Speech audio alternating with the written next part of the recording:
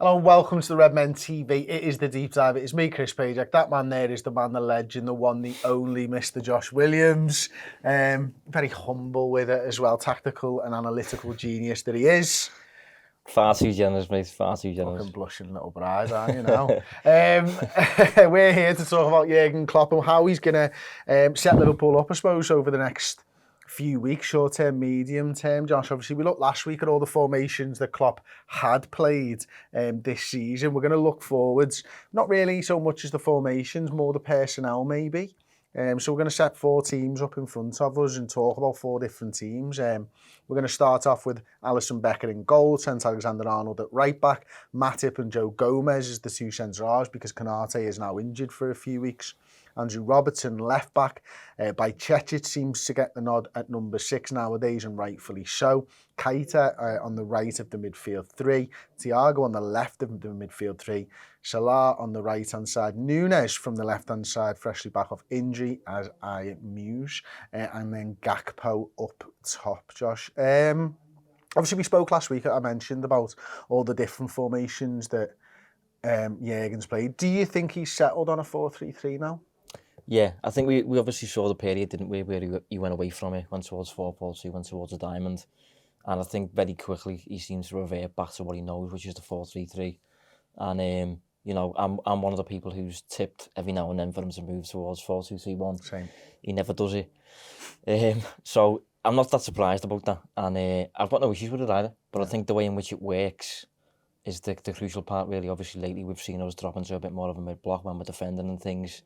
And I think the attacking profiles in comparison to previous seasons are a bit different nowadays, aren't they? Absolutely. Obviously, we saw Harvey Elliott on the left-hand side last game out, didn't we?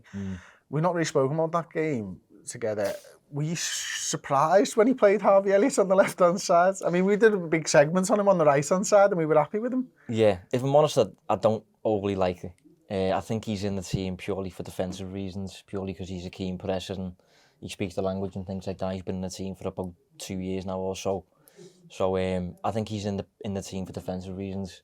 Which is mad when we looked at his stats. Yeah, well, yeah. He is a keen presser though, I think Yeah, that's clear to see. But he doesn't really gain the ball that much, does he?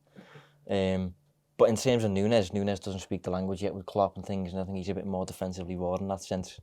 But with the ball, I think it's impacted Liverpool's balance a little bit, don't you? I don't, with him being left-footed, playing on the left, I don't know, I just don't like it. I like it when players are cutting inside onto the favoured foot and then maybe getting shots away.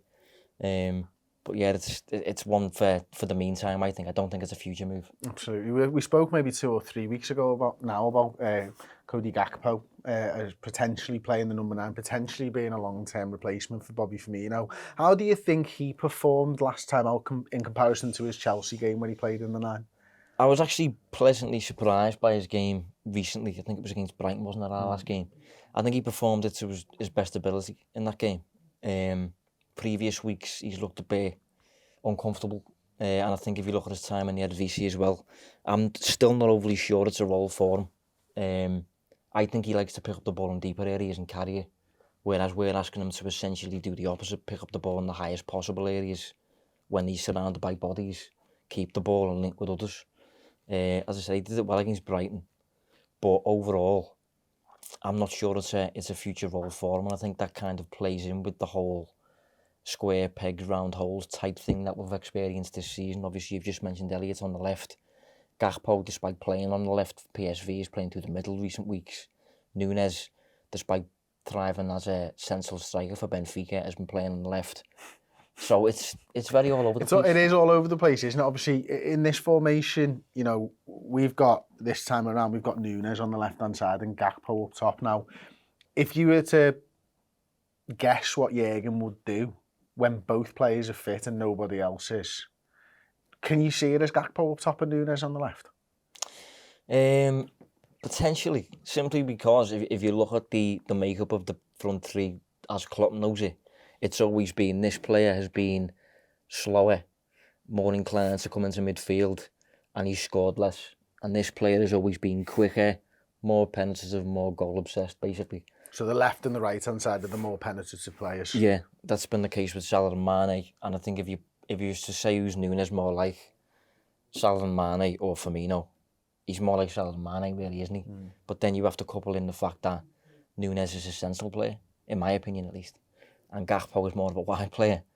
So it's like an ongoing. It really does feel like a transition year, I think, when it comes to all that. I don't specifically mind all of this, but in the attack, the front three, it's a mishmash of different skills and different profiles at the minute. I think Klopp's still kind of trying to get to the bottom of what's best for him.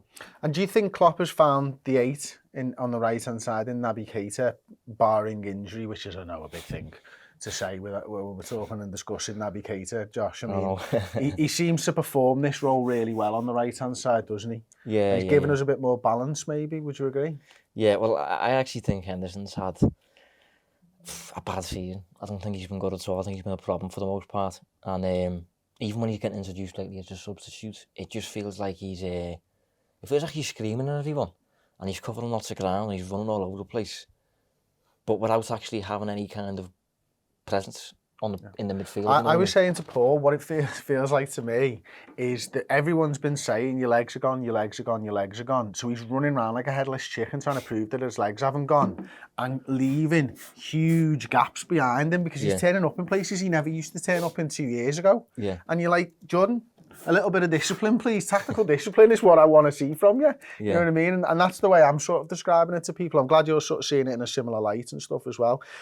One of the other ways that we could probably set this up then is with Nunez, Salah and Gakpo up front. So we'll do that this time. So I've set them up with Alisson in goal, Trent, Matip, Gomez and Robbo in the back four, by Chetich at the base of the midfield three. I put Henderson back in on the right-hand side, Thiago on the left-hand side, Salah is the right winger this time, Gakpo is the left winger and Nunez is up top. Now, the big talking point on this one, Josh, is Jordan Henderson. We just touched on it briefly. Can you see a world, maybe this weekend, where Jordan Henderson goes back into the side? I wouldn't personally. I just don't see a reason for it, apart from the fact that it's Jordan Henderson, he's the captain. I just don't think his form warrants it. Having said that, there's going to be a point in the season really where it's probably going to happen. I do think he will look better if he plays as part of this mid-block type thing that we've been touching on lately, rather than pressing high all over the pitch. That should technically make any midfielder who's like ageing and things like that look slightly more in control of what he's doing. Henderson's come on lately when it's been late in the game, maybe the tactical discipline goes out the window a little bit. So, potentially, but as I said, I think Naby Keita's done more than enough to stay in the team. And Henderson, when he came on, hasn't done enough to get a start for me. I don't know about you. No, I don't think he has, not this season. I'm afraid to say, you know, a player that I absolutely love and adore and for everything that he's achieved at Liverpool. But right now, I think he's not in Liverpool's best team. I think if you'd have asked me 3 weeks ago what Liverpool's best midfield three is, on paper, I would have said it's Fabinho, it's Henderson and it's Thiago. But on the football field, that's not been the case all season long, I don't think. Yeah. You know, and right now, obviously we can talk about him, but Stefan Bajcetic, playing that number 6. I mean, he's been a bit of a revelation, hasn't he, in there? For such a young lad, 18 years old, he is all over the place at the moment for us. And surely he deserves to keep his spot in this side. Yeah, I think the 6 isn't up for debate, to be honest, for me. Even when Fabinho came on the other day against Brighton, he should have got a red card, really, shouldn't he? And chasing shadows for too much of the season. I would like to see him in this mid-block from the off, just to see if he does look as exposed as he's looked all season. But Bajcetic has done more than enough to stay in the team. He's looked hungrier than Fabinho. He's tracked runners better than Fabinho. More mobile than him as well. He's probably too young to be doing what he's doing. You know, he probably needs to give him a bit more protection, give him a bit more time behind the scenes. But if it's your best midfield, it's your best midfield. I think Klopp's reached that point in the season now where he's like, you know, no longer treating players based on the names, and it's more a case of like, if your performances deserve to stay in the team, then you stay in the team. So I want to ask you about the forwards in this scenario. Obviously, we've switched them around since the first one. Nunez has gone through the middle and Gakpo's gone to the left-hand side. How can Jurgen make this work? Well, this is interesting actually, because I think Nunez should benefit Gakpo, but he almost does the opposite with Salah in a way. Because obviously, rather than doing that what Firmino's done his whole Liverpool career, dropping deeper, he runs on the shoulder of defenders towards goal and stretches the pitch, basically. Creates space in the 10 areas. We know Gakpo is not that much of a threat in behind. He is inclined to cut inside though and use these spaces. Nunez is creating those spaces around the 10 area for Gakpo to cut inside and use. Salah, on the other hand, likes to do that a bit more than Gakpo does. He is getting older, which means maybe he is more suited to doing what Gakpo does and cutting inside around the edge of the box. Role. Yeah, a bit more of a creative role. And Nunez is enough of a threat in the box to hoover up those chances that Salah would create. So maybe it's a plan that stems from Salah getting older or something like that, maybe losing a bit of pace or whatever. But I don't feel like Nunez is going to benefit Salah too much there when it comes to Salah's goal scoring, at least, which is what everyone expects Salah to do. And can I ask you a question then about this? Obviously, we've lined this up with Jordan Henderson in the midfield and alongside him, Thiago. How does Thiago's position, quite often he'll drop back a little bit and maybe play a little bit more alongside the number 6, maybe not in recent weeks. If Gakpo was to come into the half space from the left-hand side and Nunez is pushing forward, what does that do? Does it, because it seems to open up, for me, space for the left-back, but we seem to not want to get the fullbacks as high up the field this latter part of the season. How does that left-hand side work? I don't know. I mean, for the second half of the season in particular, maybe it stems from Diaz's injury or whatever, but I feel like Liverpool's left for most of the season has been toothless. And it doesn't bode well considering we sold Mane and everyone's quick to blame, Liverpool got rid of Mane, why did they do it and things like that. I don't specifically think it's Mane leaving, that's the problem. I think it's been Diaz's injury, Jota injury, and for whatever reason, the tendency for Robertson to maybe stay back a bit more than he usually would. Obviously, we know he's an attacking threat and Liverpool have struggled defensively this season. Maybe that's the cause behind it. But I do think, even with Elliot over there lately, I know he scored a few actually as well, but I don't think he's anywhere near as much of a threat as we need on that left side in terms of balancing the attacking threat here and here all over the pitch. I think we need to restore that left side of the threat really, and I suppose Klopp's got a bit of a conundrum on his hands as to how he does it. Okay, we're going to move on to the third team then. So in this scenario, again, same back four, so Alisson, Trent, Matip, Gomez, Robbo. I have put either Jordan Henderson or Fabinho in the 6. I've put Elliot or Bajcetic in the 8 on the right-hand side. I've put Thiago in the 8 on the left-hand side. Salah, Firmino through the centre, and Nunez on the left this time around. Because, we were talking just a minute ago about Jordan Henderson and, he plays really well in the 6 at times for us, Arguably, when Liverpool won the league, he was better than Fabinho in the 6 portions during that season. Is this a way that the captain might get himself back into the side? Yeah, potentially. But then at the same time, you still have to regain the ball. You still have to track runners and things like that. I think Henderson's probably better at tracking runners than Fabinho is, at the minute at least. He's probably more mobile than he is, covering ground, things like that. So it is something to test. But then on the back of that, you've either got the Bajcetic on the bench or you've got him in the 8. And I don't know if he's an 8 in Liverpool's traditional system, at least, where he's expected to use the final third at times and things like that. I see him more of a middle third player personally. Mm-hmm. And one thing with Bajcetic as well that I personally struggle to determine is I can't really work out how quick he is. I think I find it hard to determine whether he's slow. I don't think he's slow, but I don't know how quick he is, if you know what I mean. Yeah, I don't know about you.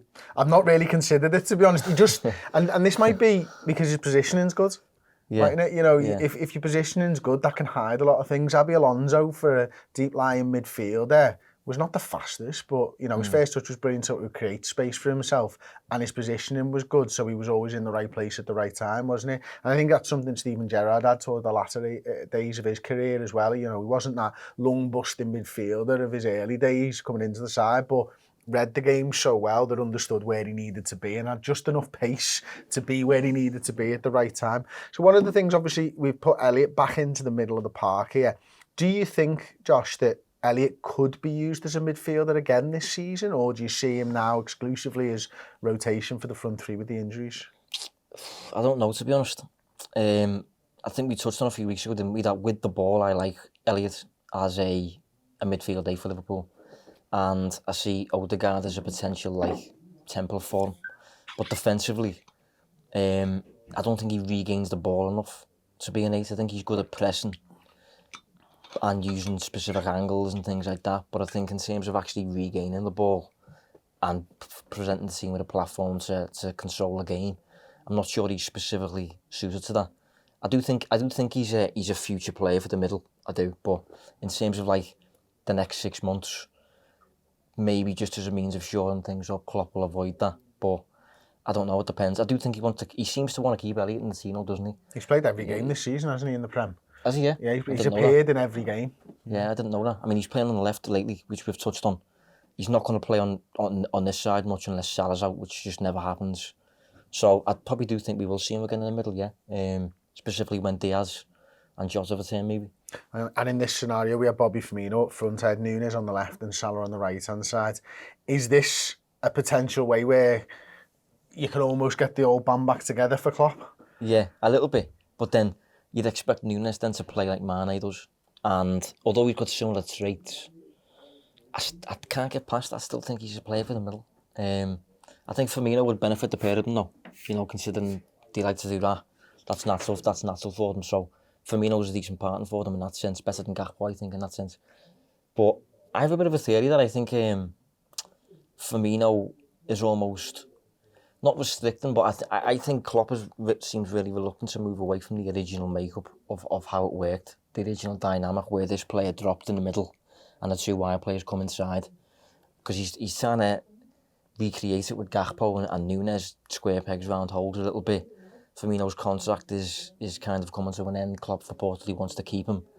But I think if you look at the players that we've got now, I almost think that, like, I mean, this is not part of the plan for the show, but I think it looks a bit more... 4-2-3-1. Yeah, basically, because... We're back here again, Josh. I know, we are. And I'm with you. I'm on this ride, mate. I want a 4-2-3-1. We've got the players for a 4-2-3-1. Why don't we play the 4-2-3-1? Well, this is because if you imagine Firmino's left the club now, you've got Nunez. If he's got this player here, Nunez doesn't have to do any of that. He can just stay here and put the ball in the net, which he is good at, believe it or not. You know, I know this season he hasn't really showed it too much, but he can stay on the last shoulder. You've got someone who can play the passes in Gakpo, maybe. Yeah, Gakpo is a 10 potentially. You'll have Diaz over here, or Jota. You'll have Salah over here. And I think the dynamic just works a lot better if you look at each player's profile there. And I think maybe the only reason we're not doing that is because we at the back. No, I was going to say because we haven't done that in the past couple of years. It's new. So maybe you need a summer to work on that or something. But I just think looking at the players we've got now, we're playing in a way in attack like it's still Salah, Mane, Firmino. And it's not. You've now got Gakpo in there, you've got Nunez in there. The different, very different players, and you have to shape your attack around what you've got at the end of the day. And Klopp still seems to be a bit Firmino template. And I can understand why, but I don't know. I think the future could be a bit different. So let's say we continue with this 4-2-3-1 scenario then, Josh. Have we got the midfielders that could keep the door shut at the back to play this right now? Is Stefan Bajcetic one of them? Possibly. Is Thiago the other? Possibly. I mean, we have touched on how, you know, the midfield too is less responsible for doing the box-to-box work all day. You know, they're a bit more, stay in the middle third for the whole game. So in that sense, you're expected to cover a bit less ground. But this player has to be attached at times, otherwise, you know, I mean, can you imagine, like... For podcast listeners, we've got 6 forwards and a box in defence with the 2 defensive midfielders and 2 centre-backs. Well, that's a lot of ground to cover for the midfield too, isn't it? So it all depends on just how the system works in harmony, doesn't it? Yeah. It's everything's attached at the end of the day, and you can be as attacking as you want as long as everyone's equally as defensive together. It's like the whole total football mantra, really, isn't it?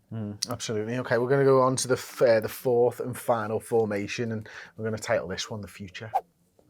Okay, in this one, we've got Trent Alexander-Arnold back in, Alisson in goal, obviously. Konate's in, Virgil van Dijk's in, Robbo's in, Bajcetic is back in the 6, Keita and Thiago are the 8s, Salah, Diaz on the left, and Jota up front? Question mark? Like, if you had a fully fit squad, what would your 1 to 11 be? I really don't know, and it depends on the opponent, I think, in that sense. It depends who's fit, depends who's firing. Everyone's fit, I don't like the thought, though, of Nunez not being in the team. Okay. I like him on the pitch. I know he's had a bit of a weird season, but he is chaos, mate. He is nuts. And when it comes to, like, the opposition dealing with him, he's a massive problem. Hoovers up so much of the attack and creates so much for you. So I would have Nunez in the team. Where? Well, I've said that, I like him there. Okay, so Diaz on the left. Let's change this. Nunez is now up top and Salah's on the right-hand side. But the only issue with that then is Nunez has to do a bit of that then. Yeah. A little bit of Firmino.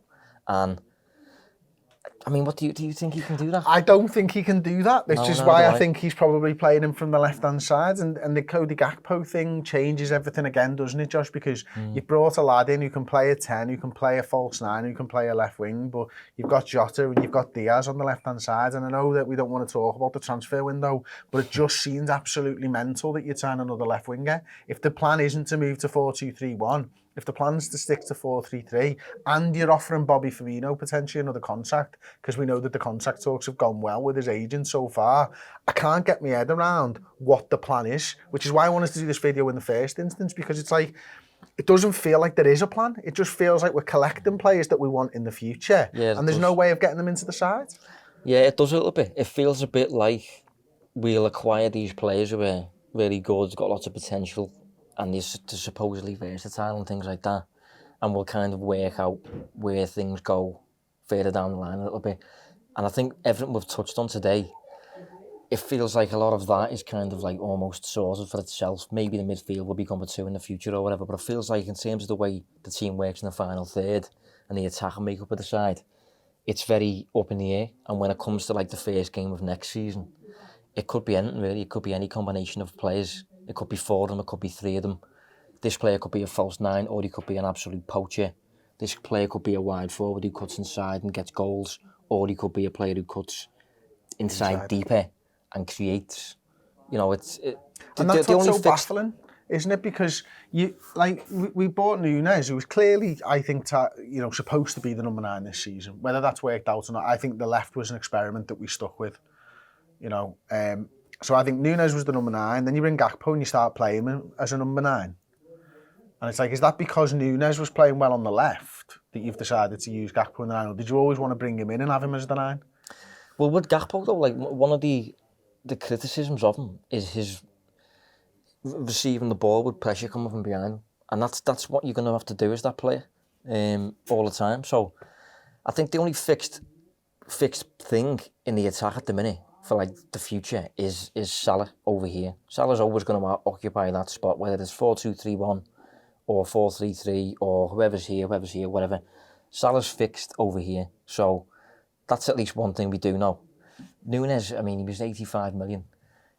He is a chance magnet when he's on the pitch. I think Nunez is probably going to be on the pitch, but whether it's going to be here or here, I couldn't tell you.